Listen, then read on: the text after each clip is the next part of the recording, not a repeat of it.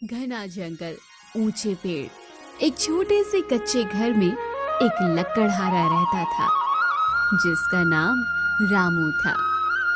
उसकी उम्र 35 वर्ष थी। उसकी पत्नी का देहांत हुए 3 साल हो चुके थे। उसका एक बेटा भी था जिसका नाम जीतू था। जीतू अब 10 साल का था। उसका बेटा उसकी दुनिया बन चुका था। एक दिन सुबह रामू खांसी करता हुआ उठा।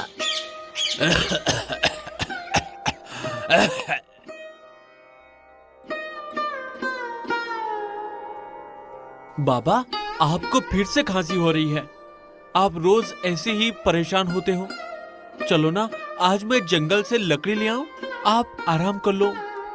नहीं रे, तू अभी छोटा है बेटा।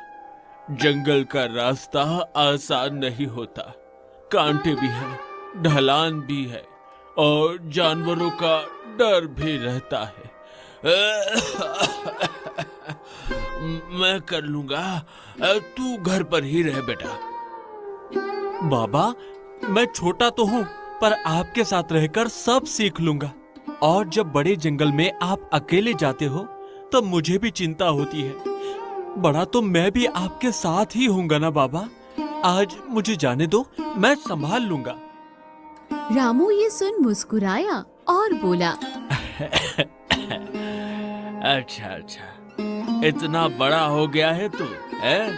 चल फिर आज मेरे साथ चल, लेकिन ध्यान रखना बेटा, पहले मेरे पीछे पीछे ही चलना और कोई भी जोखिम वाली चीज देखकर मुझसे पहले हाथ मत डालना बेटा।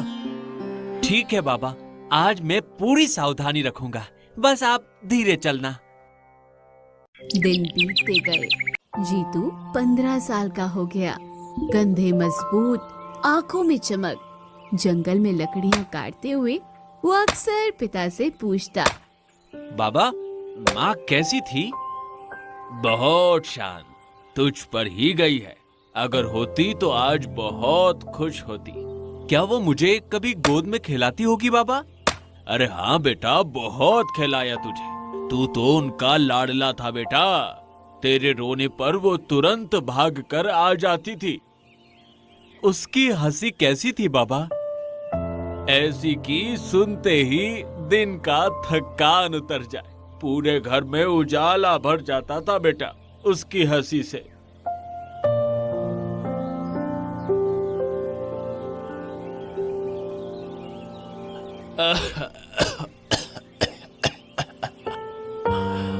आज मैं नहीं जा पाऊंगा बेटा, शरीर साथ नहीं दे रहा। तो थोड़ा ही लाना, संभल कर जाना बेटा और जल्दी लौट आना। आप आराम करो बाबा, मैं ले आऊंगा। आप बस दवाई खा लेना, चिंता बिल्कुल मत करना, मैं संभाल लूंगा।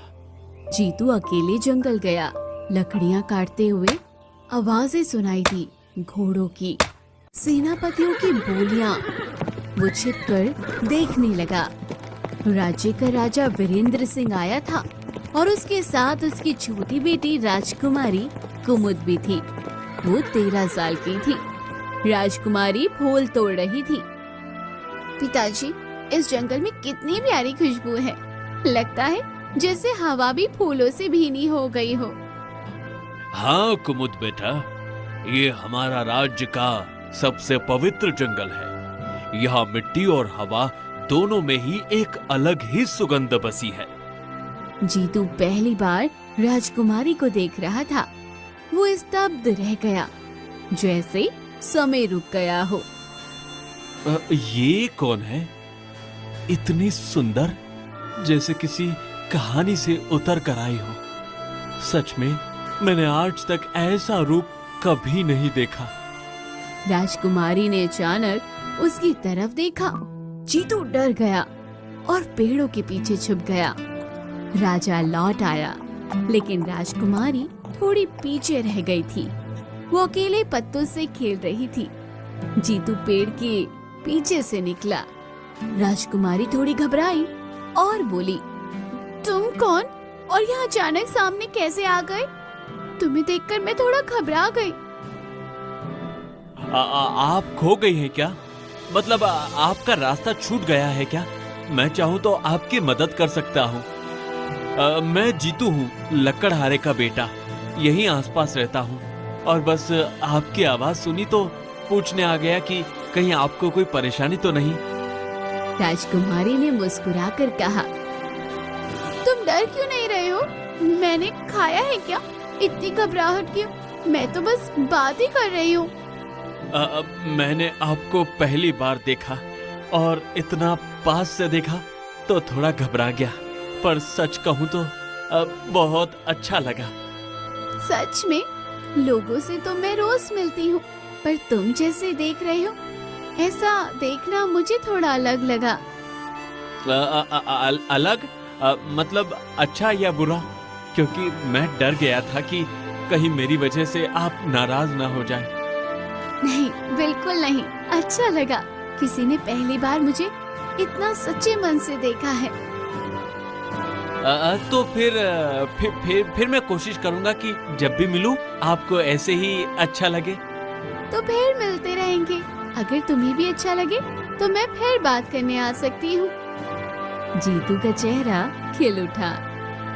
हाँ, अगर आपको मंजूर हो तो मैं तो हर बार खुशी से मिलूंगा। बस आप इशारा कर देना। जरूर, मैं भी चाहूंगी कि हम फिर बात करें। और अगर कभी आपको रास्ता ना मिले या डर लगे तो मैं पास ही रहता हूँ। आवाज दो, मैं आ जाऊंगा। अच्छा, तो फिर आज से तुम्हें मेरा दोस्त मानो? मुझे मंजूर है। दोस्त होना मेरे लिए सम्मान है। और मेरे लिए भी।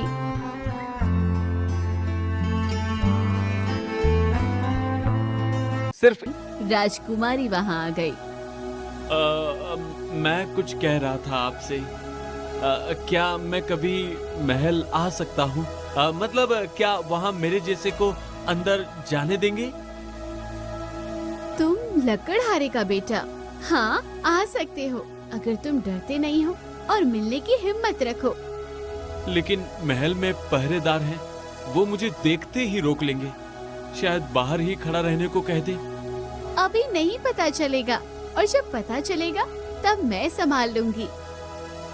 पर अगर राजा को पता चल गया तो वो तो बहुत गुस्सा होंगे। जीतू, अगर मुझे परेशानी होती तो क्या मैं खुद तुम्हें रास्ता बताती? मैं चाहती हूँ कि तुम आओ। अच्छा, तो फिर मैं आऊंगा दोपहर में। पर अगर मैं डर गया तो मैं तुम्हें पहले ही हिम्मत दूंगी।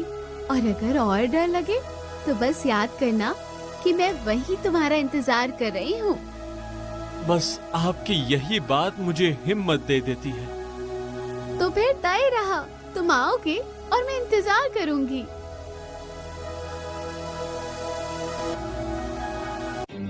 फिर वो दोनों चोरी छुपे हर रोज मिलने लगे। उनकी दोस्ती कब प्रेम में बदल गई, उन्हें पता ही नहीं चला। उसी जंगल के काले हिस्से में जादूगरनी तीक्ष्णा रहती थी, जिसकी उम्र 100 साल से ऊपर थी। काले कपड़े, झाड़ियों सा बाल, वो जंगल में चमकती आंखों से ये सब देख रही थी। ओहो, राजकुमारी और लकड़हारे का लड़का, पवित्र प्रेम पनप रहा है। ये मुझे बिल्कुल मंजूर नहीं।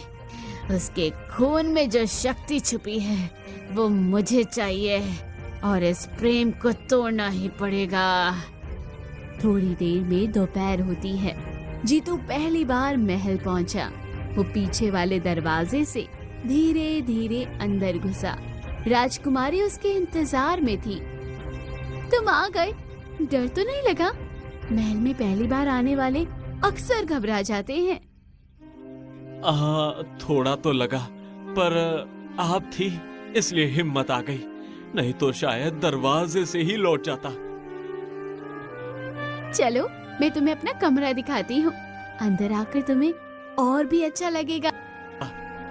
लेकिन मैं सोच रहा था, क्या सच में मुझे वहाँ जाना चाहिए? हाँ, क्यों नहीं? तुम मेरे बुलाए मेहमान जो हो। बस डर है कि कहीं कोई गलत मतलब न निकाल ले। जीतू,